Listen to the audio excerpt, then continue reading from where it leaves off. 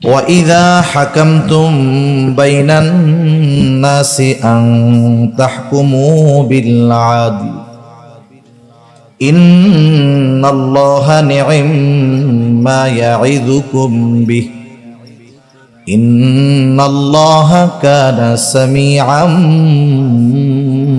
بصيرا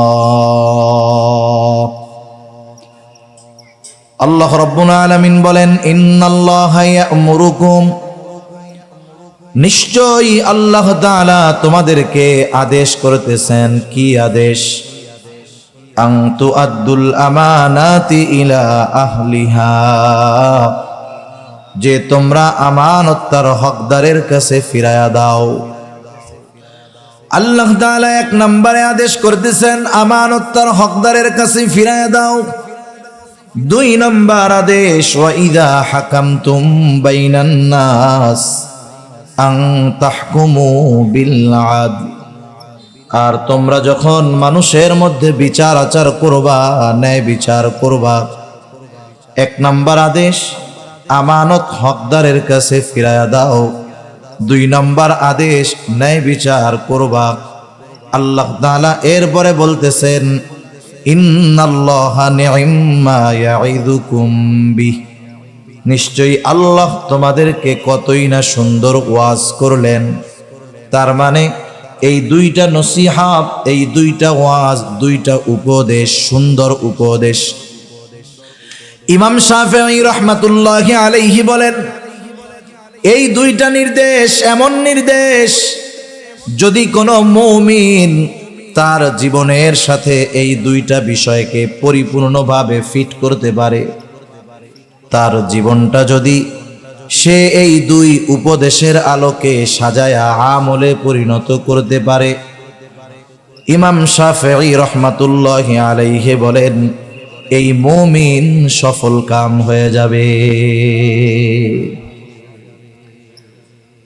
এক নম্বরে আল্লাহ তাআলা বলেন আমানত তার হকদারের কাছে ফিরাইয়া দাও। যদিও এই আয়াত নাজিল হওয়ার একটা কারণ আছে, নির্দিষ্ট একটা ঘটনাকে কেন্দ্র করে আয়াতটা নাজিল হয়েছে, তথাপি মুফাসসিরিনে কেরাম বলেন এই আয়াতের দ্বারা সকল ধরনের আমানত উদ্দেশ্য। নবীজিও আমানতের ব্যাপারে সর্বোচ্চ গুরুত্ব আরোপ করেছেন।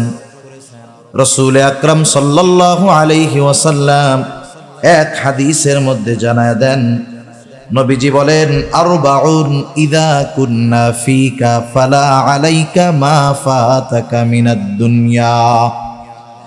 নবীজি বলেন চারটি জিনিস যদি তোমার মধ্যে থাকে, ফালা আলাইকা, আর কোনো কিছু তোমার নাই, কিন্তু ওই চার গুণ তোমার মধ্যে আছে।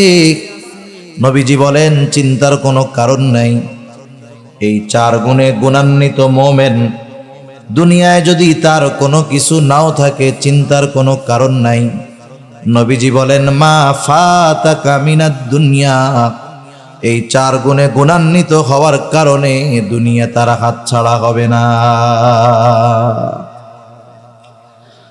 চার গুণের কথা বর্ণনা করতে গিয়ে নবীজি এক নম্বরে বলেন হিফযু আমানাতিন, আমানতের হেফাজত করা। আমানতের হেফাজত করা এটা গুরুত্বপূর্ণ একটা বিষয়। কিছু কর্ম আছে, কিছু আমল আছে যেটা শুধুই আমল, এটার সাথে ঈমান সম্পৃক্ত নয়। আমল করলে সওয়াব, না করলে অসুবিধা নেই। কিন্তু আমানতদারিতা এমন এক জিনিস, এমন এক আমল যেটার সম্পৃক্ততা হলো ঈমানের সাথে। রক্তের মধ্যে পানি আছে, জানেন তো কি আছে? পানি। পানি। এখন বলেন তো কেউ যদি চিন্তা করে আমি আমার দেহের মধ্যে থেকে রক্ত আর পানিরে আলাদা আলাদা করব, বলেন তো রক্তের থেকে পানি যদি আলাদা করা হয় তাহলে বেঁচে থাকা সম্ভব নাকি? সম্ভব নয়। এই বিষয়টা এরকম, আমানতের সাথে ঈমানের সম্পর্কটা এইরকম। এক কথায় আমানত খেয়ানতকারী কখনো মুমিন হতে পারে না, মুমিন কখনো খেয়ানতকারী হতে পারে না। সেজন্য নবীজি বলেন আমানতদারিতার সম্পর্ক ঈমানের সাথে। নবীজি বলেন লা ঈমানা লিমান লা আমানাতা লাহ। নবী বলেন যার মধ্যে আমানতদারিতা নাই তার ঈমান নাই। শুধু তাই না, নবীজি জানায় দিয়েছেন আমানতদারিতা হলো মুমিনের ভূষণ। মুমিনের আবশ্যকীয় একটা গুণ হলো আমানতদারিতা, যেটা তার মধ্যে থাকবেই থাকবে। আর আমানতের খেয়ানত করা এটা হলো মুনাফিকের আলামত। সেই জন্য মুমিন কখনো খেয়ানতকারী হতে পারে না, আর খেয়ানত যে করে সে কখনো মুমিন হতে পারে না। নবীজি সাল্লাল্লাহু আলাইহি ওয়াসাল্লাম হাদিসের মধ্যে জানায় দেন, এক হাদিসের মধ্যে আসছে মুনাফিকের আলামত হলো তিনটা। নবীজি বলেন ইদা হাদ্দাসা কাযাবা। মুনাফিকের অন্যতম আলামত, মুনাফিক যখন কথা বলে মিথ্যা কথা বলে। ইদা ওয়াদা আখলাফা, যখন সে ওয়াদা করে ওয়াদা খেলাফ করে। ইদা তুমিনা খানা, আমানতের খেয়ানত করে। আরো হাদিসের মধ্যে আরো কয়েকটা বাড়ায় আসছে ওয়া ইদা তাখাসামা ফাজারা, যখন কারো সাথে একটু ঝগড়া হয় সে সীমা লঙ্ঘন করে অশ্লীল মন্দ কথাবার্তা বলে। এগুলো মুনাফিকের আলামত। আফসোসের বিষয় হলো আলামত মুনাফিকের, কিন্তু সমাজে অনেক মুমিনের মধ্যে এই চারটা মুনাফিকের আলামত একসাথেই পাওয়া যায়। ঠিক কিনা বলেন? দুই চারজন আপনাদের এলাকায় আসেনি এরকম? সব জায়গায় আছে। এমন না যে আপনাদের এইদিকে আছে আমাদের ওইদিকে নাই, বিষয়টা এমন না। এই মুনাফিকের চার আলামত এমন ব্যক্তির মাঝে আছে, দেখা যায় সে 5 ওয়াক্ত নামাজও পড়ে, হজও করছে, সব কিছু আছে ঠিক, কিন্তু মুনাফিকের আলামতের ডিব্বা নিয়ে ঘুরতেছে। আছে না নাই? নবীজি বলেন চারটাই যদি থাকে ওইটা হলো খাঁটি মুনাফিক, আর যদি একটা থাকে তাহলে কমপক্ষে মুনাফিকের আলামত তার মধ্যে আছে। এই আলামত গুলা হলো ভাইরাস, জীবাণু। করোনা ভাইরাস জীবাণু দেখা যায় না, কিছু কিছু জীবাণু কিছু ভাইরাস আছে এতটা মারাত্মক জীবনকে ধ্বংস করে দেয়। যেমন ক্যান্সার রোগী যারা, তারাও ভাইরাস জীবাণুর দ্বারা আক্রান্ত। দেখা যাবে যে কোনো ঘা থেকে বা যে কোনো কিছু থেকে ক্যান্সারের জীবাণু প্রকাশ পেয়েছে। ক্যান্সার হলো এমন এক রোগ যেটার আলামত সহজে প্রকাশ পায় না। যখন আলামত প্রকাশ পায় ওই সময় চিকিৎসা করে ফিরে আসা কঠিন হয়ে যায়। একজন ব্যক্তি যখন পরিপূর্ণভাবে ক্যান্সারের জীবাণু দ্বারা আক্রান্ত হয়ে যায়, টাকা পয়সা থাকলে বড় চিকিৎসা করে, বিদেশে যায়, কেমোথেরাপি দেয়, রেডিওথেরাপি দেয়। ক্যান্সারের রোগী যাদেরকে থেরাপি দেওয়া হয়, সুন্দর চেহারার মানুষটাও কালো কুসকুসে হয়ে যায়, স্বাস্থ্যবান মানুষটার স্বাস্থ্য ভেঙে যায়, সারা গায়ে পশম, মাথার চুল, মুখের দাড়ি সব কিছু ওই রেডিয়েশনের কারণে সব কিছু দেহ থেকে ঝরে যায়। দাড়ি ঝরে যায়, চুল ঝরে যায়, একেবারে চোখের উপরের ভুরুটা, চোখের পাপড়িটাও উঠা যায়। আমি যতজনরে দেখছি ক্যান্সারের পরে থেরাপি নিয়েছে, যুবক মানুষ, কিন্তু 10-15 বছর থেরাপি নেওয়ার পরে বেঁচে আছে এমনটা আমি দেখি নাই। 4-5-6 বছরের মধ্যে শেষ, দুনিয়া থেকে চলে যায়। তাহলে ক্যান্সার এমন এক ভাইরাস, এমন এক জীবাণু যেটা মানুষের জীবন ধ্বংস করে দেয়। কিন্তু মুনাফিকের আলামত গুলাও ভাইরাস, জীবাণু। এটা হয়তো মানুষের জীবন ধ্বংস করবে না, কিন্তু এই মুনাফিকের আলামত গুলো মুমিনের মধ্যে যদি বিস্তার লাভ করে ফেলতে পারে, মুমিনের ঈমানকে ধ্বংস করে তাকে জাহান্নামী বানায়া দিবে। ক্যান্সারের কারণে মরে যাবে হয়তো, কিন্তু ঈমান ধ্বংস হবে না হয়তো। কিন্তু মুনাফিকের আলামত এগুলা যদি আমার আপনার মধ্যে থাকে, এগুলো আমার ঈমান নষ্ট করে দেওয়ার কারণ হয়ে যেতে পারে। এজন্য আল্লাহ তাআলা কোরআনুল কারীমে মুনাফিকের ব্যাপারে যা বলছেন কাফেরের ব্যাপারেও বলেন নাই। আল্লাহ তাআলা বলেন, ইন্নাল মুনাফিকিনা ফিদ দারকিল আসফালি মিনান নার ওয়া লান তাজিদা লাহুম নাসীরা। মুনাফিকের স্থান হবে একেবারে জাহান্নামের তলদেশে। তাদের জন্য আপনি কোনো সাহায্যকারী পাবেন না, কোনো সাহায্যকারী তাদের নাই। সেজন্য নবী আমাদেরকে মুনাফিকের আলামতগুলো জানিয়ে দিয়েছেন। নবীজি মুনাফিকের আলামতগুলোর মধ্যে অন্যতম একটা আলামত, ইযা তুমিনা খানা, আমানতের খেয়ানত করা। তাহলে বোঝা গেল আমানতের হেফাজত করা এটা মুমিনের ভূষণ, আর আমানতের খেয়ানত করা এটা হলো মুনাফিকের অন্যতম আলামত। সেজন্য নেফাকি থেকে আমাদেরকে, আমানতের খেয়ানতদারিতা থেকে আমাদের বাঁচতে হবে। আমার আপনার নবী আমানতদার নবী ছিলেন। নবীজির আমানতদারিতার গল্প যদি বলি অনেক সময় পার হয়ে যাবে।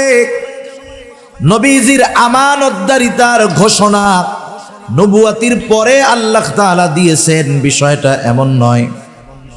বরং নবীজির আমানতদারিতার ঘোষণা নবুয়াতির বহু বহু বছর আগে কাফেররা আমার আপনার নবীকে আমানতদার বলে উপাধি দিয়েছে। আল আমিন, বিশ্বস্ত, আমানতদার, সত্যবাদী, এ ধরনের উপাধি নবুয়াতির পরে আল্লাহ তাআলা দিয়েছেন এমনটা নয়। বরং নবুয়াতির বহু আগে মক্কার কাফেররা আমার আপনার নবীকে এই সমস্ত উপাধিতে ভূষিত করেছে। সুবহানাল্লাহ। একজন ইংরেজ ঐতিহাসিক নবীজির জীবনী লিখছেন, ওনার নামটা আমার যেখানে আসতেছে না। উপমহাদেশ তিনি সফর করেছেন, দীর্ঘ সময় উপমহাদেশের মুসলমানদেরকে নিয়ে গবেষণা করেছেন। এই গবেষণার আলোকে মুসলমানেরা যার অনুসরণ করে তাকেও নিয়ে তিনি লেখাপড়া করেছেন, গবেষণা করেছেন। তিনি একটা নবীজির জীবনী নিয়ে লিখছেন। ওই জীবনীর মধ্যে তিনি আমার আপনার নবীজির আমানতদারিতার বিষয় উল্লেখ করতে গিয়া ওনার ভাষায় উনি লিখতেছেন, মুসলমানদের নবী সাল্লাল্লাহু আলাইহি ছিলেন, মহামানব ছিলেন, এতটা বিশ্বস্ত ছিলেন, এতটা আমানতদার ছিলেন, চরম আকারের সর্বোচ্চ পর্যায়ের সত্যবাদী ছিলেন। তার আমানতদারিতা এমন ছিল যে তার ঘোর দুশমন, তার শত্রু নির্বিঘ্নে নিশ্চিন্ত মনে তার সবচাইতে দামি সম্পদটাও নিশ্চিন্ত মনে মুহাম্মাদের কাছে আমানত রাখত। দুশমন, বন্ধু না, দুশমন।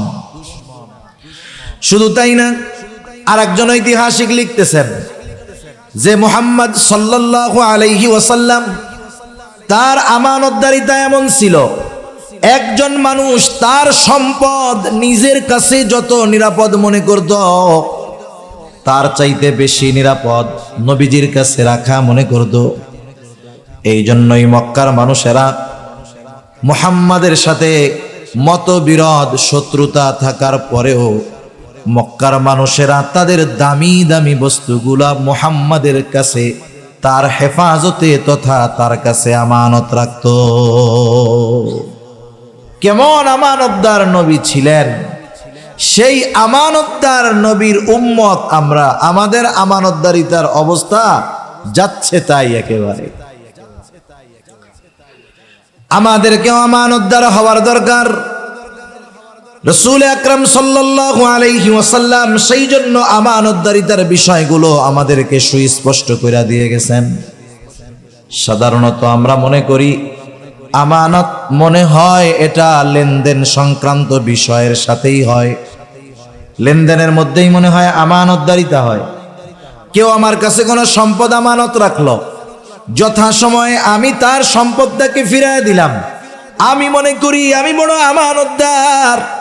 মানুষেরাও মনে করে হুজুর বড় আমানতদার। আমানতদারিতাকে নির্দিষ্ট একটা সীমার মধ্যে আমরা সীমাবদ্ধ করে ফেলছি, কিন্তু বাস্তবতা হলো আমানতদারিতা এটা ব্যাপক একটা জিনিস।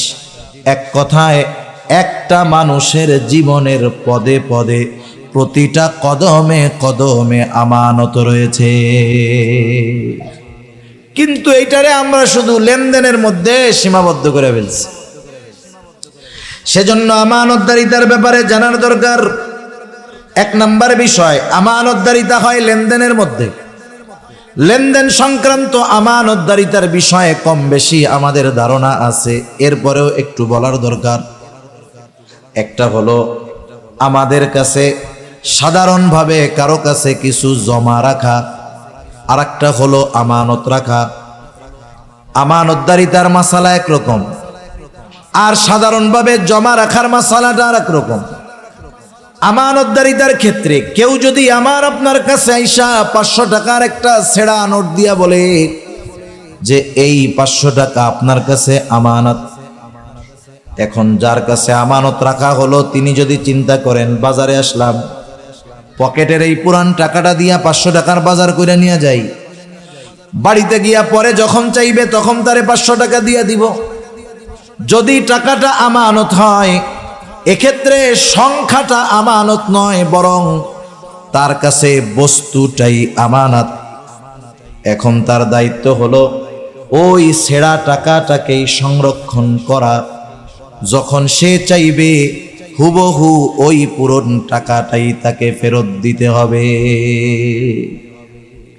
আর যদি জমা রাখে যে আপনি রাখেন আমারে বলে 500 টাকা দিলে হবে, এক্ষেত্রে সে ব্যবহার করতে পারে। সেজন্য আমানত যখন কেউ রাখবে, যেটা রাখবে ওইটারই সংরক্ষণ করতে হবে। জামানতের টাকা হারায় গেলে এক মাসলা, আমানতের টাকা হারায় গেলে আর এক মাসালা। সেই মাসালা থাক, বলার দরকার নাই, এমনি আমরা সুযোগ খুঁজি, বুঝেন নাই? এমনি তো সুযোগ তালাশ করি। এরপরে দেখা যাবে একজন আমানত রাখছে, ইচ্ছা করে হারায় ফেললাম। মাসালা হলো আমানতের বস্তু যার কাছে আমানত রাখা হয়েছে অনিচ্ছাকৃতভাবে যদি হারায়া যায়, চুরি হয়ে যায়, যার কাছে আমানত রাখা হয়েছে তাকে ধরা যাবে না। এখন যদি এই মাসালার দিকে যান, অনেকে ব্যাংকে আমানত রাখে না, আরে রাখে না, অনেকে কত এনজিও গজায় উঠে আমানত রাখে। এখন ওই আমানত ওরা নিজেরা ভক্ষণ করে কয় আমানত তো সব শেষ। এই সুযোগ বাঙালি ভালো খুঁজতে পারবে। সেজন্য সব কথা বাঙালির কাছে ক্লিয়ার করা উচিত না, আমার যেটা মনে হয়। তা যাই হয়, এক নম্বরে আমানতদারিতা হলো লেনদেন আদান প্রদানের মধ্যে। সম্পদ আমার কাছে কেউ পায়, জমিন পায়, এটা আমানত। তার হকদারের কাছে ফিরাইয়া দেওয়া এটা আমার দায়িত্ব। আমার কাছে যদি কারো আমানত থাকে, কারো হক থাকে, সেটা আমানত হোক আর সাধারণ হক হোক, ফিরাইয়া দেওয়াটা আমার দায়িত্ব। আদেশ আল্লাহ তাআলা আমাকে দিয়েছেন। যে কোনো ক্ষেত্রে এটা হতে পারে। মনে করেন দোকানদারের কাছ থেকে দোকান থেকে বাকি আনা হয়, বাকি আনেন, দোকানদারকে 500 টাকার বাজার নিয়ে বললেন লেখা রাখো, পরে আইসা দিয়া দিব। দোকানে ভিড়, দোকানদারের লিখতে মনে নাই। 2 দিন পরে আপনি গেছেন, যাওয়ার পরে বলতেছেন বাকি খাতাটা খুলো তো দেখি, কিছু টাকা মনে হয় বাকি আছে। দোকানদার লিখতে ভুলে গেছে, বাকি খাতা খুলে দেখে আপনার নামে কিছু লেখা নাই, কিন্তু আপনি শিওর যে 500 টাকা পায়। আমাদের দেশের মানুষ তখন ফাঁক ফকর খুঁজবে, যেহেতু খাতায় কিছু লেখা নাই, আমার কাছেও কিছু পাওনা নাই। আরে মিয়া, হয়তো ভুল করেছে দোকানদার, কিন্তু আল্লাহ তাআলার নির্দেশ, সে ভুইলা গেছে, যাক, তার মনে না থাক, কোনো অসুবিধা নাই। তোমার দায়িত্ব হলো তোমার কাছে যে পাওনা আছে, এই পাওনাটা তুমি নিজ দায়িত্বে ফিরাইয়া দিবা। সেটা আমানত হোক আর সাধারণ কোনো লেনদেন হোক, এ বিষয়টার দায়িত্ব আমার আপনার উপর। আল্লাহ তাআলা আমাকে আপনাকে লেনদেনের ক্ষেত্রে স্বচ্ছ হওয়ার তৌফিক দান করুন। বুজুর্গ আল্লাহর ওলির গোমর ফাঁস হয়ে যায় এই লেনদেনের ক্ষেত্রে। কঠিন এক জিনিস এই মুআমালাত, যে কি জিনিস, বহুত আল্লাহওয়ালার ঘোমটা খুলে যাবে এই লেনদেনের ক্ষেত্রে গিয়া। তাহলে 1 নম্বরে আমানতদারিতা হয় লেনদেনের মধ্যে। 2 নম্বর, এই জবানের কথাটাও হয় আমানত।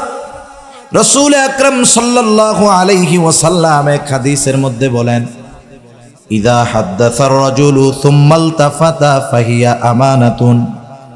নবীজি বলেন, যখন কেউ কথা বলে আর এদিকে সেদিকে তাকায়, ফাহিয়া আমানাতুন, যেই কথাটা আমার আপনার কাছে ডানে বামে তাকায়া কেউ বলল, নবীজি বলেন কথাটা আমানত।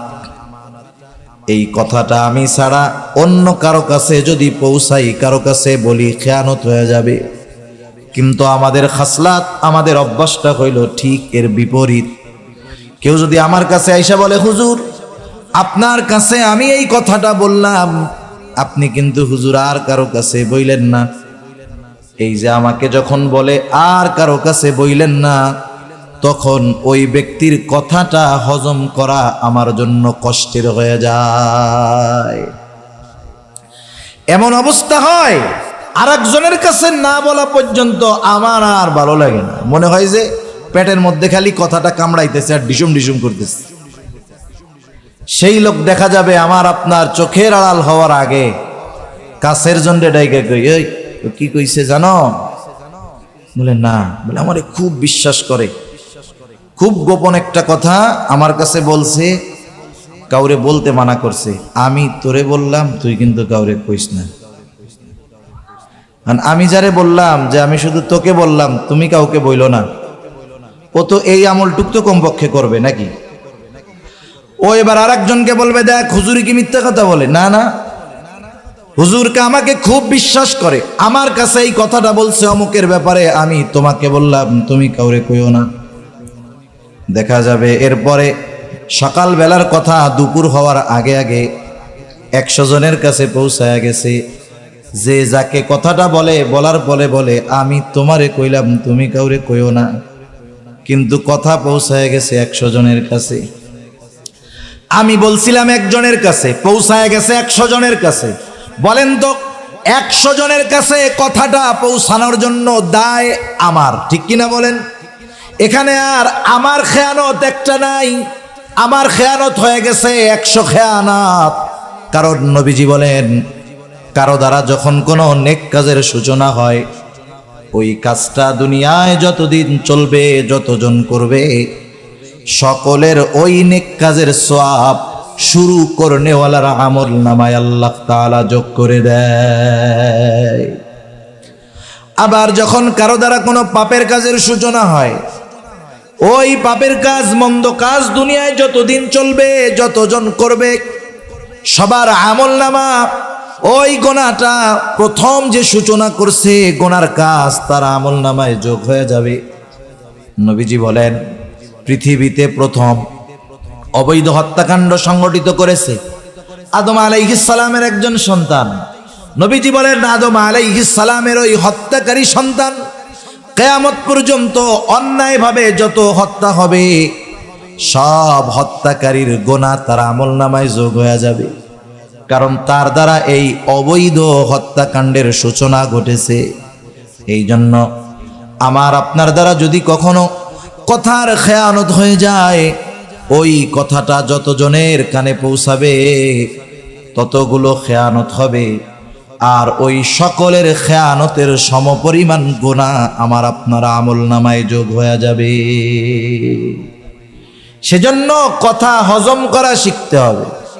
বাঙালি পাথর খাইয়া হজম করে ফেলতে পারবে, পারলে পারো তো হজম করে ফেলতে পারে বাঙালি, কিন্তু কথা হজম করা বড় কষ্টের, ঠিক কিনা বলেন?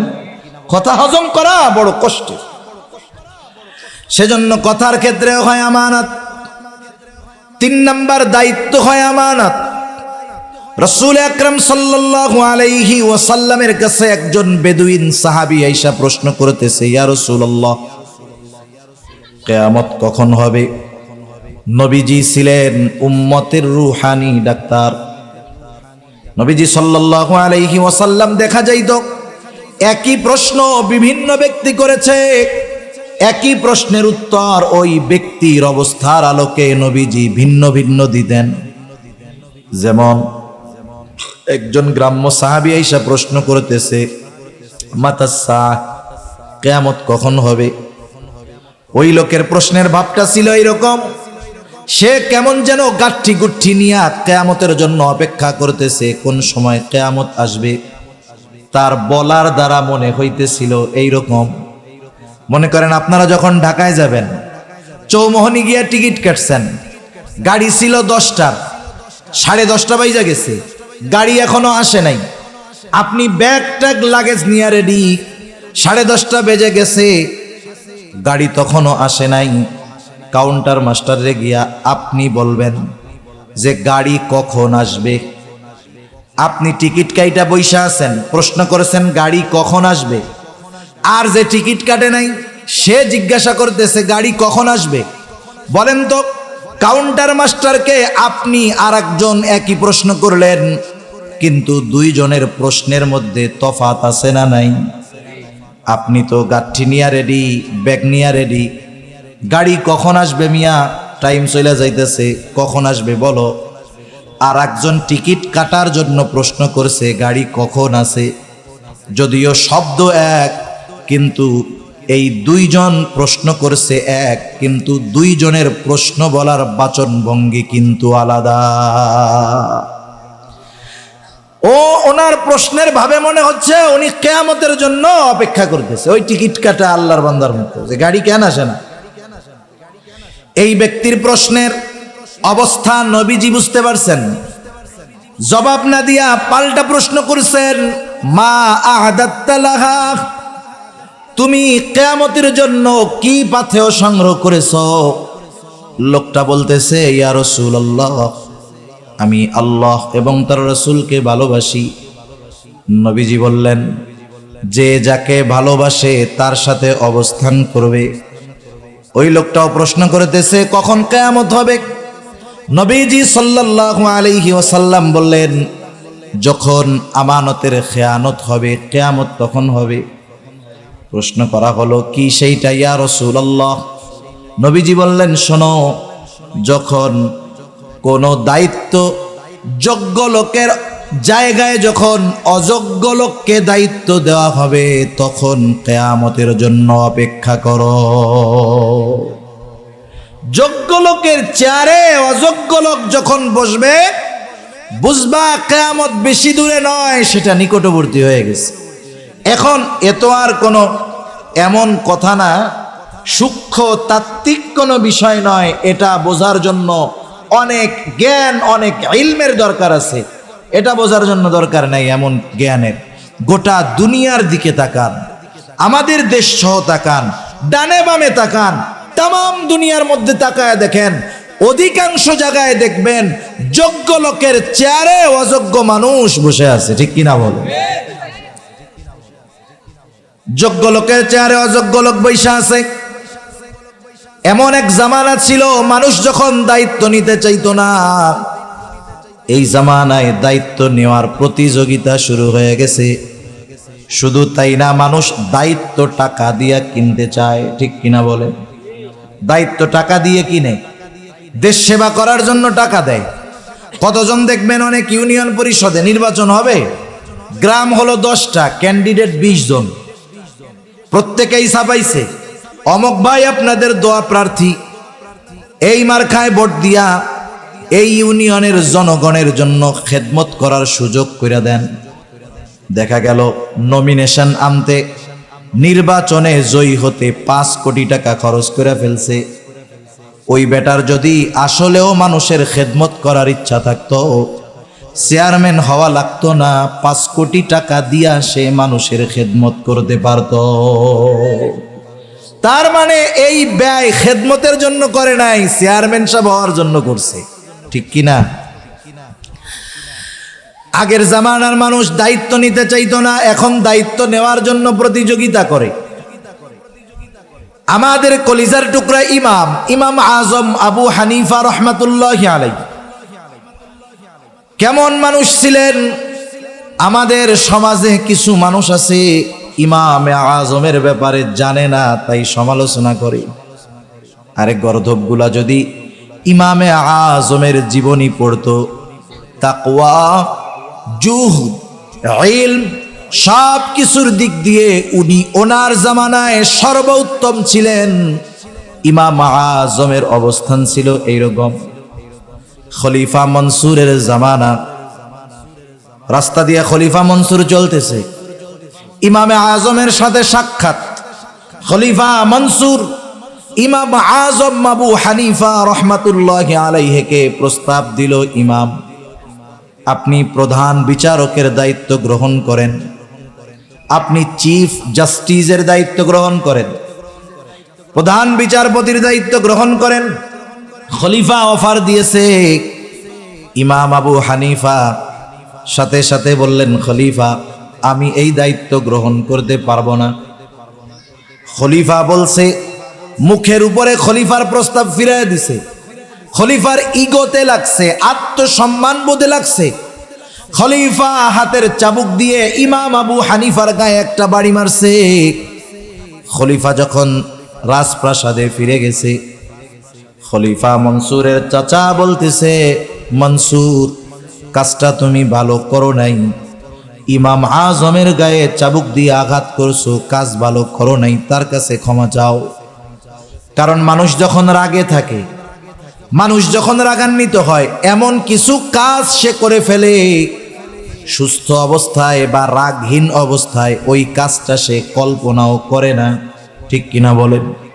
এই যে বড় মাদ্রাসা দাওরায়ে হাদিস পর্যন্ত প্রবীণ মাদ্রাসা, দাওরায়ে হাদিস পর্যন্ত প্রবীণ মাদ্রাসা, ওনাদের কাছে হয়তোবা মাঝে মধ্যে এরকম লোক আসে, একেবারে লুঙ্গি গেঞ্জি পইরা দৌড় দিয়ে আইসা হাইসা হাজির, মুহতামিম সাহেবকে খুঁজে, মুফতি সাহেবকে খুঁজে। কি হইছে? বলে হুজুর বউয়ের সাথে রাগারাগি কইরা একসাথে 14 তালাক দিয়ে দিছি। আছে না নাই? বলেন তো দুনিয়ায় কেউ খুশি হইয়া তালাক দেয় নাকি? আরে রাগের মাথায় তো দেয়। এই লোকটা সুস্থ অবস্থায় স্ত্রীকে তালাক দেওয়ার কথা চিন্তাও করতো না। ওই কথা যদি অন্তরে আসতো, চিন্তায় আসতো, নিজেকে নিজে ধিক্কার দিত, অথচ রাগের সময় ওই কাজটা কইরা ফেলছে। কারণ একটা মানুষ যখন রাগে অতিরিক্ত রেগে যায়, তার নিয়ন্ত্রণটা শয়তান নিয়ে নেয়। ওই সময় শয়তান তাকে দিয়ে এমন কিছু কাজ করায় যে রাগহীন অবস্থায় সেটা সে কল্পনাও করতে পারে না। ওই সময় তো রাগে চাবুক দিয়া বাড়ি মেরে দিছে, এখন নিজে একটু অনুতপ্ত হইতেছে, আরে কাজটা করা ঠিক হয় নাই। কিন্তু উনি তো খলিফা, ইমাম আবু হানিফার কাছে গিয়ে মাপ চাইবে, এটাও তো লজ্জা লাগতেছে। খলিফা মনসুর এইবার তার বিশ্বস্ত লোকটাকে বলতেছে, যাও ইমাম আবু হানিফার কাছে যাও, আমার পক্ষ থেকে গিয়ে ক্ষমা চাও। যাওয়ার সময় 1 থলে স্বর্ণ মুদ্রা দিয়ে দিল।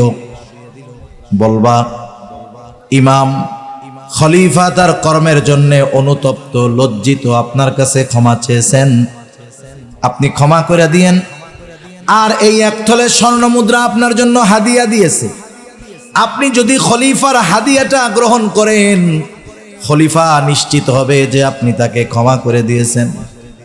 এইবার ওই লোকটা ইমাম আবু হানিফার কাছে গেল, গিয়ে বলতেছে, ইমাম খলিফা আপনার সাথে যেই আচরণ করেছে এর জন্য তিনি লজ্জিত, ক্ষমা প্রার্থী। ইমাম আবু হানিফা বললেন, হ্যাঁ ক্ষমা করে দিলাম। এই জন্য দেখেন না, হায়রে মিয়া, ওলামায়ে কেরামের দিলটাও কিন্তু নরম। এই জন্য কেউ যদি আলেমদেরকে কষ্ট দেয়, এরপরেও কেউ যদি আইসা ক্ষমা চায়, ওলামায়ে কেরাম ক্ষমা করে দেয়। এটা তাদের দুর্বলতা না, কিন্তু এটা নববী এক সিফাত, নবীজির এক গুণ। আরে তায়েববাসী পাথর মারতে মারতে নবীজিকে রক্তাক্ত করে ফেলছে। কি পরিমাণ দেহের মধ্যে আঘাত, যে দেহের মধ্যে ছিদ্র ছিদ্র দাগ হয়ে গেছে। আয়েশা সিদ্দিকা রাদিয়াল্লাহু তাআলা আনহা দেখে বলতেছে, ইয়া রাসূলুল্লাহ সাল্লাল্লাহু আলাইহি ওয়াসাল্লাম, আপনার কি কখনো বসন্ত হয়েছিল নাকি? এটা কিসের দাগ? নবীজি বলতেছেন, এটা হলো তায়েববাসী না বুঝা আমাকে যে পাথর মারছে, সেই পাথরের আঘাতের দাগ। নবীজিকে যখন রক্তাক্ত করে ফেলছে তায়েববাসী, রক্ত জামা ভিজে গেছে, রক্ত বেয়ে বেয়ে জুতার মধ্যে ঢুকে গেছে, এত পরিমাণ রক্ত দেহ থেকে বাহির হয়েছে। রক্ত শুকায়া পায়ের সাথে নবীজির জুতা আটকে গেছে। নবীজি যখন ক্লান্ত দেহ নিয়া তায়েফের এক আঙ্গুর বাগানের পাশে বিশ্রাম নিচ্ছেন, আল্লাহ তাআলা জিবরাইল আমিনকে পাঠায়া দিয়েছেন, সাথে আরেকজন ফেরেশতা পাহাড়ের দায়িত্বে নিয়োজিত। ওই ফেরেশতা এসে বলতেছে, ইয়া রাসূলুল্লাহ, আল্লাহ তাআলা আমাকে আপনার আদেশ পালনের জন্য পাঠিয়েছেন। এই কওম আপনার সাথে কেমন আচরণ করেছে আল্লাহ তাআলা দেখেছেন। আপনি যদি আদেশ করেন 2 পাহাড় মিশিয়ে তায়েববাসীকে পিষিয়ে দেওয়া হবে, নিশ্চিহ্ন করে দেওয়া হবে। এখানে যে একটা জনবসতি ছিল, জনপদ ছিল, একেবারে নিশ্চিহ্ন করে দেওয়া হবে। হায় রে, নবীজি কি বললেন? নবীজি তাদের উপরে সামান্য গুসা হন নাই, এমনটাও বলেন নাই হালকা একটু দিয়া সতর্ক করে দাও, এমনটা বলেন নাই। বরং নবীজি আরাম করতেছিলেন, উঠা বৈশা গেলেন। ওই ফেরেশতার কথার জবাবে নবীজি বলতেছেন, বাল আরজু আইয়াখরুজাল্লাহু মিন নাসলাবিহিম মান ইয়াবুদুল্লাহা ওয়াহদাহু ওয়ালা ইউশরিকু বিহি শাইআ। তুমি তো বলতেছো 2 পাহাড় মিশাইয়া নিশ্চিহ্ন করে দিবা, আর আমি তো এদের ব্যাপারে আল্লাহ তাআলার কাছে আশা পোষণ করি যে আল্লাহ তাআলা এদের মধ্য থেকে এমন এক প্রজন্ম বের করবে যারা এক আল্লাহর ইবাদত করবে, কারো সাথে শিরিক করবে না। সুবহানাল্লাহ। এটা উলামায়ে কেরামের এক নববী সিফাত। এজন্য আলেম আহলে হক উলামায়ে কেরামের সাথে বেয়াদবি করলেও এসে মাফ চাইলে মাফ করে দেয়, এটা দুর্বলতা না। ইমাম আবু হানিফা বললেন, মাফ করে দিছি, অসুবিধা নাই।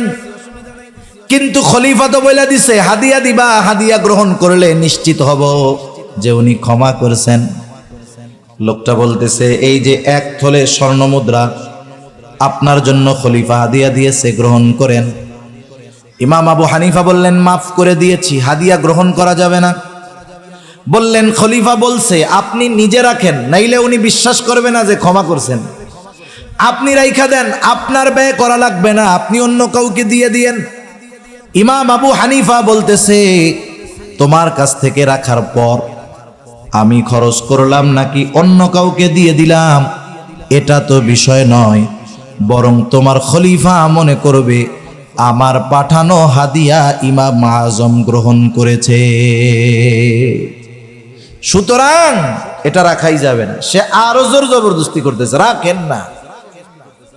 ওই লোকটাও তো বিরক্ত হয়ে যাইতেছে অনুরোধ করতে করতে। এইবার ইমাম আবু হানিফা রাহমাতুল্লাহি আলাইহি বলতেছেন, বলেন তো কাউরে চুরি করে আইনা হাদিয়া দেওয়া জায়েজ আছে নাকি? হ্যাঁ, দুর্নীতি কইরা টাকা আইনা আর একজনরে হাদিয়া দেওয়া জায়েজ হবে নাকি? বলেন তো, আমার আপনার কাছে যদি ব্যাগ ভর্তি টাকা কেউ আইনা দেয়, আমি আপনি যদি জানতে পারি টাকাটা অন্য কারো, আমার আপনার জন্য এই হাদিয়া গ্রহণ করা বৈধ হবে নাকি? তাহলে দেওয়াও বৈধ হবে না, নেওয়াটাও বৈধ হবে না। ইমাম আজম এবার বলতেছে, হাদিয়া তো দিতে হবে নিজের টাকা থেকে। বলতেছে, তোমার খলিফা যে হাদিয়া পাঠাইছে, এই হাদিয়া পাইলো কোথায়? বলতেছে, কোথায় পাবে? বাইতুল মাল থেকে দিছে। এইবার ইমাম আবু হানিফা আরো কঠোর হয়ে গেলেন। একটু চিন্তা করে দেখেন, জামানার মুজাদ্দেদ যারা, ইমাম যারা, এদের সামান্য সিদ্ধান্ত এটা পরবর্তী প্রজন্মের জন্য দলিল হয়ে যায়, দলিল। আমি ঘটনা বলতে গেলে অন্যদিকে চলে যাবে। আজকে যদি ওই দিন ইমাম আবু হানিফা এরপরে হাদিয়া গ্রহণ করত, যে বাইতুল মালের সম্পদ খলিফা হাদিয়া দিয়েছে, এটা যদি গ্রহণ করত, তাদের জন্য যদি বাজেট থাকতো ভিন্ন কথা, কিন্তু সাধারণভাবে যদি ইমাম আবু হানিফাকে দেওয়া হতো, জানার পরেও যদি ইমামে আজম আবু হানিফা ওই হাদিয়াটা গ্রহণ করতেন, খলিফার বাইতুল মাল থেকে দেওয়া হাদিয়া গ্রহণ করতেন, আজকে তাইলে গোটা দুনিয়ার মধ্যে দেখা যাইত উলামায়ে কেরাম রাষ্ট্রীয় কোষাগারের হাদিয়া গ্রহণের ক্ষেত্রে ইমাম আজমের ওই ঘটনাটাকে দলিল বানায়া নিত। বলতো কি, ইমাম আবু হানিফারে হাদিয়া দিছে না, জায়েজ না থাকলে উনি গ্রহণ করছে, এবার আমাকেও দিলে আমরাও জম্মের আকারে নিব। ইমাম আবু হানিফা এবার আর একটু কঠোর হয়ে গেলেন। বলতেছে, শোনো, তুমি তোমার এই হাদিয়া খলিফাকে ফেরত দিবা, সাথে সাথে বলবা রাষ্ট্রীয় বাইতুল মাল থেকে তার জন্য নির্ধারিত একটা সম্মানী আছে, এই সম্মানীর বাইরে একটা মোহরও ব্যক্তিগত কাজে ব্যবহারের সুযোগ নাই। লোকটা একটু রাগ হয়ে গেছে, এইবার ওই মোহর ফেরত নিয়া খলিফা মনসুরের কাছে গিয়া বলতেছে, মনসুর, ইমাম আবু হানিফা এরকম এরকম বলছে। তিলরে আর একটু তাল বানায় নিছে। ইমাম আবু হানিফার এই কথাগুলো শুনা খলিফা মনসুর এবার চূড়ান্ত রাগান্বিত হয়ে গেছেন। ফোর্স পাঠায় দিছে, যাও ইমাম আবু হানিফাকে জেলখানায় আটকাও। ইমাম আবু হানিফাকে জেলখানায় আটকানো হলো। অত্যাচার জুলুমের স্টিম রোলার চলতেছে। ঐতিহাসিকদের থেকে দুইটা মত। খলিফার জুলুম অত্যাচার সহ্য করলেন, কারণটা কি? ইমাম আবু হানিফা বললেন, শোনো, আমি যেই দায়িত্ব নেই নাই, কিয়ামতের দিন এই দায়িত্বের ব্যাপারে আমাকে জিজ্ঞাসা করা হবে না, কিন্তু যদি আমি প্রধান বিচারকের দায়িত্ব নিতাম, প্রধান কাজীর দায়িত্ব যদি নিতাম, ওইটা তো আমার কাছে আমানত হয়ে যাইত। কিয়ামতের দিন আমার দায়িত্বের ব্যাপারে আল্লাহ তাআলা জিজ্ঞাসা করত। যদি কখনো এই দায়িত্ব পালন করতে গিয়ে ত্রুটি বিচ্যুতি হয়ে যাইত, কিয়ামতের দিন আল্লাহর সামনে আমাকে খেয়ানতের ঋণ বোঝা নিয়ে আল্লাহর দরবারে দাঁড়ানো লাগতো। এই জন্য আমার উপরে এত জুলুম করার পরেও প্রধান বিচারকের দায়িত্ব আমি গ্রহণ করি না। আর আমরা তো দায়িত্ব নেওয়ার প্রতিযোগিতা করি। তিনি এটা জানতেন। আবু দাউদের হাদিস, রাসূল আকরাম সাল্লাল্লাহু আলাইহি ওয়াসাল্লাম বলেন, আমাদের মধ্যে কাউকে যদি কোনো দায়িত্ব দেওয়া হয়, সরকারি দায়িত্ব হোক আর বেসরকারি দায়িত্ব হোক, নবীজি বলেন, কেউ যদি ওই দায়িত্বের সুচ পরিমাণ খেয়ানত করে, সুচ পরিমাণ, নবীজি বলেন কিয়ামতের দিন ওই লোকটা খেয়ানতের বোঝা নিয়ে আল্লাহর সামনে উপস্থিত হবে। সেজন্য প্রত্যেকের জায়গা থেকে খেয়াল করা দরকার যে দায়িত্বটা তো আমানত।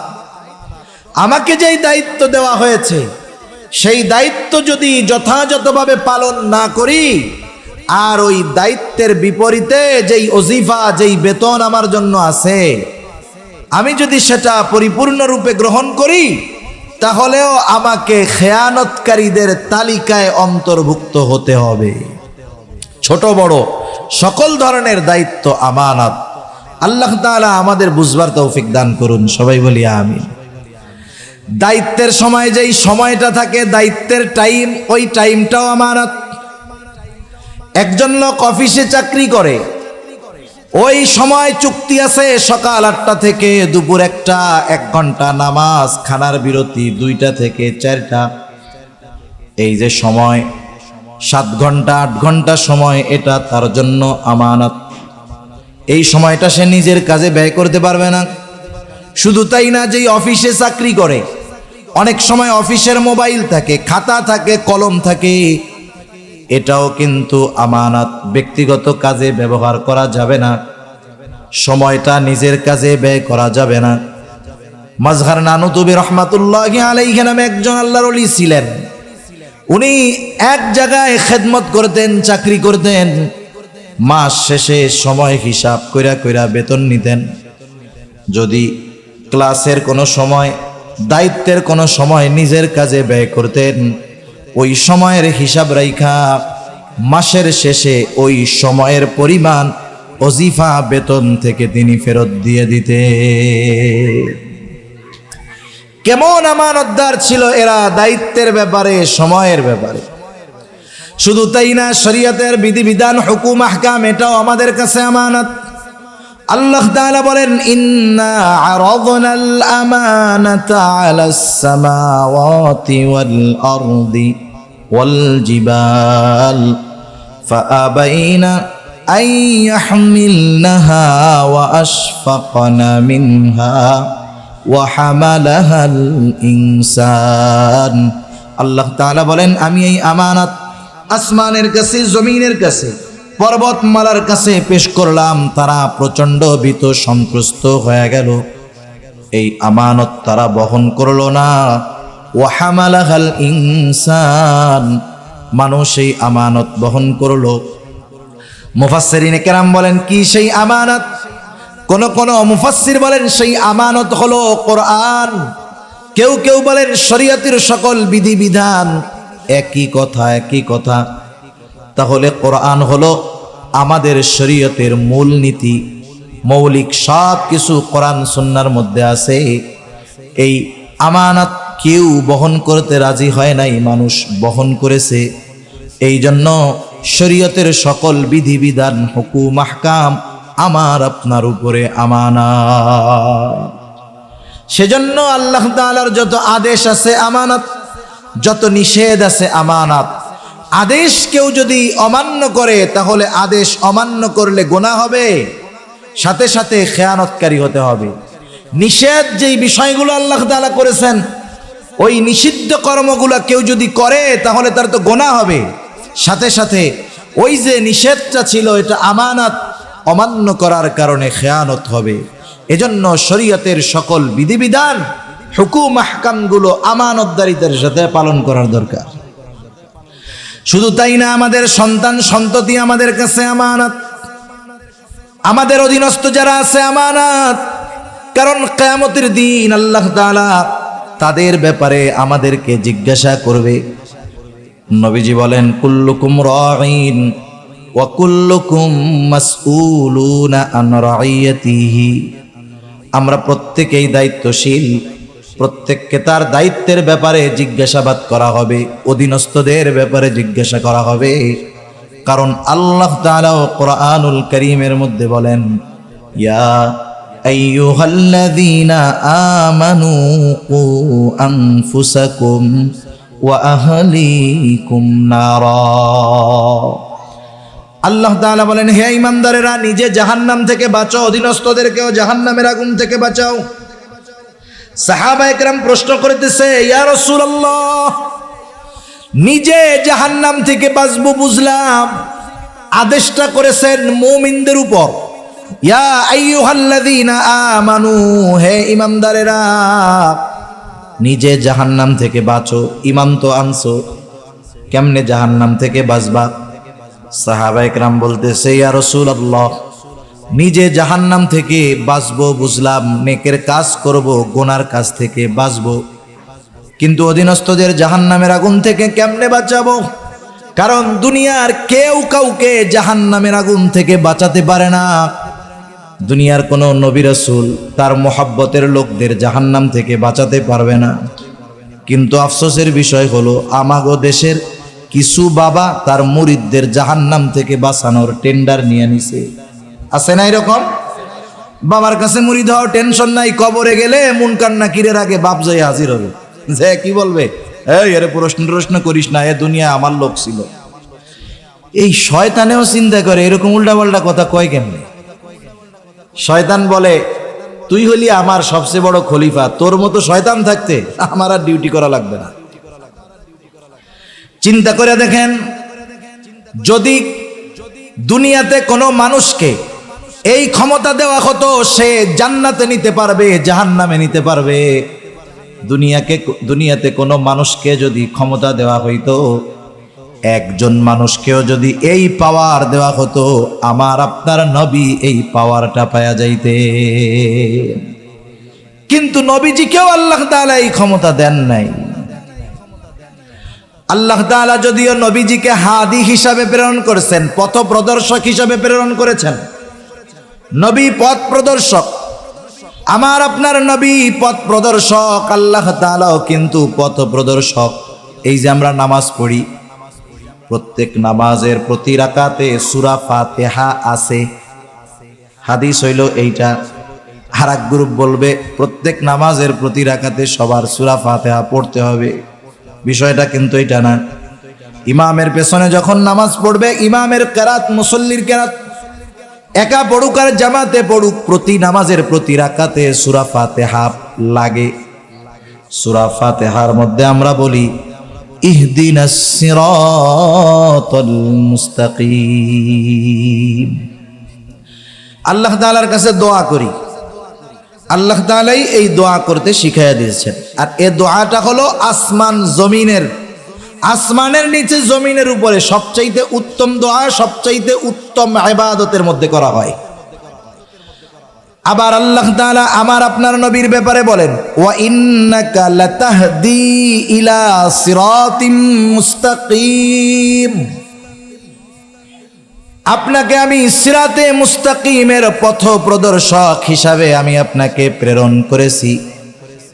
আমরা আবার নামাজের মধ্যে আল্লাহ তাআলার কাছে বলি, ইহদিনাস সিরাতাল মুস্তাকিম, আপনি আমাদেরকে সিরাতে মুস্তাকিমের পথ নির্দেশিকা দেন, সিরাতে মুস্তাকিমের পথ দর্শন দেন। রাসূল ও হাদি, আল্লাহ তাআলার কাছেও চাই পথ নির্দেশ। আল্লাহ তাআলা বলেন, নবীজি আমি আপনাকে পথ নির্দেশক হিসাবে পাঠিয়েছি। আল্লাহ হাদি, রাসূল ও হাদি, তবে দুই পথ প্রদর্শকের মধ্যে তফাত আছে, পার্থক্য আছে। কথা কি বুঝেন নাকি? একটা উদাহরণ দিলে বুঝতে সহজ হবে। মনে করেন এই জায়গায় একজন অপরিচিত লোক আসছে, যে জীবনে কোনোদিন নোয়াখালী যায় নাই, বেগমগঞ্জ যায় নাই, এই তো রাস্তা যে পেঁচগোছ, যে জীবনে যায় নাই, এরে যদি আপনি বলেন, সে যদি আপনার কাছে জিজ্ঞাসা করে, ভাই আমি একটু বেগমগঞ্জ চৌরাস্তায় যাবো, চৌমোহনীতে যাবো, সে কিন্তু জীবনে চিনে না। আর অচেনা জায়গা যত সহজ হোক, এটা কিন্তু কঠিন মনে হয়। আপনি যখন তারে বলবেন এই রাস্তা দিয়ে যাবা, সামনে একটা রাস্তা পাবা, ওই রাস্তা ধরে আগাবা, আবার ডাইনে যাবা, এরপরে বামে যাবা, এরপরে আর একটু আগাবা, এরপরে ডাইনে বামে গিয়া ওইদিকে বড় একটা চৌরাস্তা পাইবা। বলেন তো, যে রাস্তাই চিনে না তারে যদি এইরকম চিনায় দেন, ওর জন্য গন্তব্যে যাওয়া কঠিন না সহজ? মনে করেন এরপরেও আপনি তারে পথ চিনায় দিয়েছেন যে এই পথে যাবেন, সেই হিসাবে আপনি হাদি, পথ প্রদর্শক। মনে করেন আরেকজন লোক আসছে, তার কাছে ওই অপরিচিত ব্যক্তি বলতেছে, ভাই আমি চৌমোহনী যাব, আমার একটু পথটা বলে দেন। ওই লোকটা মোটর সাইকেল নিয়ে আসছে, কোনো জবাব নাই, বলে আপনি আমার বাইকের পেছনে ওঠেন। এইবার এক টান দিয়া চৌমোহনীতে নামায় দিয়া বলে, এটাই হলো চৌমোহনী। ওই প্রথম লোক যে রাস্তা কয়া দিছে, এও হাদি। দ্বিতীয় যেই লোকটা মোটর সাইকেলের পেছনে নিয়া গন্তব্য পর্যন্ত পৌঁছায়া দিয়েছে, এই লোকটাও হাদি, পথ প্রদর্শক। বলেন তো, এই দুই পথ প্রদর্শকের মধ্যে তফাত আছে না নাই? নবীজি হলেন প্রথম জনের মতো। নবীজি পথ চিনায় দিবেন, পথ বলে দিবেন। আর আল্লাহ তাআলা শুধু পথ বলে দিবেন না, ওনার দয়া রহমত দিয়ে ওই পথে পরিচালিত করে গন্তব্য পর্যন্ত পৌঁছায়া দিবেন। আমরা ইহদিনাস সিরাতাল মুস্তাকিম যখন বলি, তখন বলি না যে আল্লাহ পথ চিনায়া দেন। মূলত এখানে আমরা বলি, আল্লাহ, যা গুণগান বর্ণনা করার তো আগে করছি, এরপরে বলি, আল্লাহ আপনি আপনার করুণা দিয়ে, দয়া দিয়ে, রহমত দিয়ে সিরাতে মুস্তাকিমে পরিচালিত করে গন্তব্য পর্যন্ত পৌঁছায়া দেন। আর নবীর ব্যাপারে আল্লাহ তাআলা বলতেছেন, আপনি পথ চিনায়া দিবেন, পৌঁছায়া দেওয়ার দায়িত্ব আমার। এই জন্য আবু তালেব যখন দুনিয়া থেকে চলে গেছে, নবীজি কান্না করতেছে, আহারে, যেই চাচার দ্বারা এত উপকৃত হইলাম, চাচা ঈমান আনতে পারলো না। আল্লাহ তাআলা বললেন, ইন্নাকা লা তাহদি মান আহবাবতা ওয়ালাকিন্নাল্লাহা ইয়াহদি মান ইয়াশা। আপনি যাকে ভালোবাসেন, যাকে চান, তাকে আপনি হেদায়েত দিতে পারবেন না, বরং আমি যাকে চাই তাকে হেদায়েত দিব। সুবহানাল্লাহ। সাহাবায়ে কেরাম জিজ্ঞাসা করতেছে, কেউ তো কাউকে জান্নাতে নিতে পারে না, আমরা কেমনে জাহান্নাম থেকে বাঁচাবো? মুফাসসিরিনে কেরাম বলেন, এর দ্বারা উদ্দেশ্য হলো নিজে নেক আমল করবে, গুনার থেকে বাঁচবে, অধীনস্থ যারা আছে তাদের উপরে সর্বোচ্চ প্রচেষ্টার মাধ্যমে জাহান্নাম থেকে বাঁচানোর চেষ্টা করবে। তার চেষ্টায় যদি কোনো ত্রুটি না থাকে, হক আদায় হয়ে যাবে। তার উপরে যেই দায়িত্বটা ছিল, আমানতটা ছিল, সেটা পালন করা হয়ে যাবে। কিন্তু যদি অধীনস্থদের ক্ষেত্রে ওই দায়িত্বটা সে পালন না করে, তাহলে সেও খেয়ানতকারীদের অন্তর্ভুক্ত হয়ে যাবে। তাহলে আমরা আল্লাহ তাআলার সুন্দর ওয়াজের ব্যাপারে আলোচনা করতেছিলাম। আমানতের যতটুকু হয়েছে এতটুকু যদি আমরা আমল করি যথেষ্ট। আল্লাহ তাআলা বললেন, ইন্নাল্লাহা ইয়া'মুরুকুম আন তুআদ্দুল আমানাতি ইলা আহলিহা। এক নম্বর আদেশ করেছেন আল্লাহ তাআলা যে আমানত তার হকদারের কাছে ফিরিয়ে দাও। দুই নম্বর আদেশ, ওয়া ইযা হাকামতুম বাইনান নাস আন তাহকুমু বিল আদল। তোমরা যখন মানুষের মধ্যে বিচার আচার করবা, ন্যায় বিচার করবা, তুমি যখন বিচারক, তোমার সামনে যদি তোমার দুশ্মন বিচারের জন্য আসে, খবরদার শত্রুতা বশত তার সাথে অবিচার করবা না। ওয়ালা ইয়াজরিমান্নাকুম শানাআনু কওমিন আলা আল্লা তা'দিলু ই'দিলু হুয়া আকরাবু লিত্তাকওয়া। কোন কওমের উপরে বিদ্বেষ বশত তাদের উপরে অবিচার করবা না, ন্যায় বিচার করবা। ন্যায় বিচারের শ্রেষ্ঠ উপমা নবীজি রেখে গেছেন, সাহাবায়ে কেরাম দেখায় গেছেন, তাবেঈনরা দেখায় গেছে, সোনালী যুগের মুসলিম শাসকেরা দেখায় গেছে। এই জন্য যেই সমাজের মধ্যে ন্যায় বিচার আছে, যেই সমাজের মধ্যে ইনসাফ আছে, ওই সমাজে তো জুলুম থাকতে পারে না। যেই সমাজে, যেই দেশে, যেই জাতির মধ্যে ইনসাফ ন্যায় বিচার আছে, এই সমাজ, এই জাতি বড় সৌভাগ্যবান। আজকে গোটা দুনিয়ার কোথাও ইনসাফ নাই, ন্যায় বিচার নাই, ঠিক কিনা বলেন? ন্যায় বিচার যদি থাকতো, গোটা দুনিয়ার সব রাষ্ট্রপ্রধানরা ইসরায়েলকে এই অপরাধের কাঠগড়ায় দাঁড়া করাতো, ঠিক কিনা বলেন? ন্যায় বিচার নাই, মরে গেছে। বিচারের মধ্যে আছে স্বজনপ্রীতি, দলপ্রীতি, গোত্রপ্রীতি, দেশপ্রীতি, ব্যক্তিপ্রীতি। কিন্তু নবীজি ন্যায় বিচারের উপমা রাইখা গেছে। হাদিসের একটা ঘটনা শোনায় আলোচনা শেষ করে দিব। একদিন নবীজির কাছে প্রসিদ্ধ এক গোত্র, মাখজুমি গোত্রের একজন মহিলার বিচার আসছে। চুরির অপরাধে তার হাত কাটা হবে। সাহাবায়ে কেরাম চিন্তা করতেছেন, নবীজি অন্দরমহলে ভিতরে, সাহাবায়ে কেরাম চিন্তা করতেছে, এই সম্মানীয় গোত্রের মহিলার হাতটা যদি চুরির অপরাধে কাটা যায়, মুশরিক কাফেররা টিটকারি করবে, সিসি করবে। এই মহিলার জন্য একটু সুপারিশ করার দরকার। কিন্তু নবীজির কাছে কে সুপারিশ করবে? ওসামা বিন যায়েদ রাদিয়াল্লাহু তাআলা আন তখন ছোট, নবীজি অনেক মহব্বত করে দেন তাকে।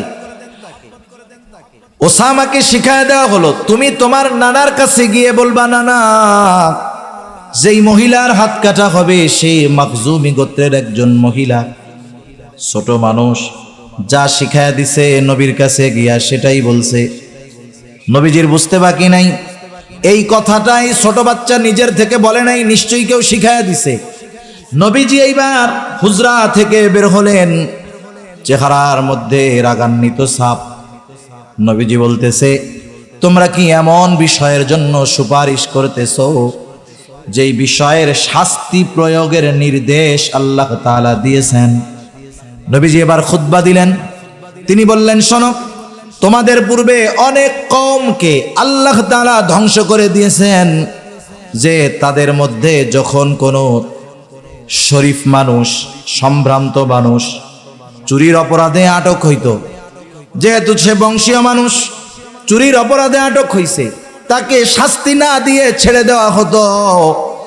আর একই অপরাধে যখন কোনো দুর্বল, জয়ীফ, গরিব মানুষ আটক হইত, তার উপরে হাত কায়েম করা হতো, শাস্তি দেওয়া হতো। তথা এই অবিচারের কারণে তোমাদের পূর্বে বহু জাতিকে আল্লাহ তাআলা ধ্বংস করে দিয়েছেন। নবীজি বলতেছেন, শোনো, ওই আল্লাহর শপথ, যার হাতে আমার প্রাণ, এই মহিলার জায়গায় যদি আমার কন্যা ফাতেমাও হইতো, ফাতেমা বিনতে মুহাম্মদও হইতো, আল্লাহর শপথ, আমি তার হাতটা চুরির অপরাধের কারণে হাতটা কেটে দিতাম। সেজন্য ন্যায় বিচারের উপমা নবীজি দেখায় গেছেন।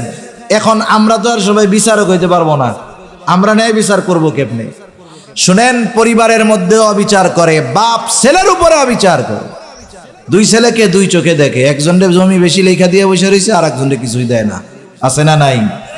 সব পোলাগো লেখা দিছে, মাইয়াগো কিছু দেয় না, এই অবিচার বাপরা করে না? সেজন্য প্রত্যেকের জায়গা থেকে ন্যায় বিচার করতে হবে। আল্লাহ সুবহানাহু ওয়া তাআলা বুঝবার তৌফিক দান করুন। এরপরে আল্লাহ তাআলা বলতেছেন, ইন্নাল্লাহা নি'ম্মা ইয়াইদুকুম বিহ।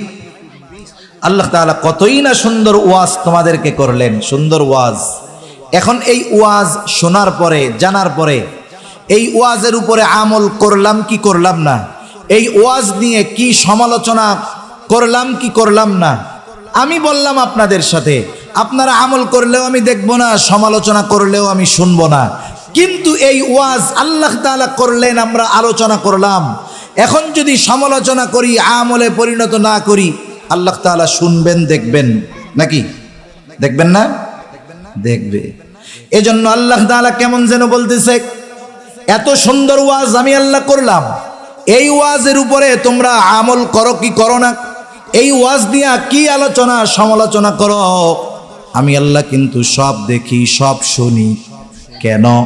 কারণ হলো ইন্নাল্লাহা কানা সামিআম বাসীরা, নিশ্চয়ই আল্লাহ তাআলা হলেন সর্বশ্রোতা, সর্বদ্রষ্টা। আল্লাহ তাআলা আমাদের সকলকে আমানতদার এবং প্রত্যেকটা ক্ষেত্রে ইনসাফ এবং ন্যায় বিচার করার তৌফিক আল্লাহ দান করুন। সকলে বলি আমিন। ওয়া আখিরু দাওয়ানা আলহামদুলিল্লাহি রাব্বিল আলামিন।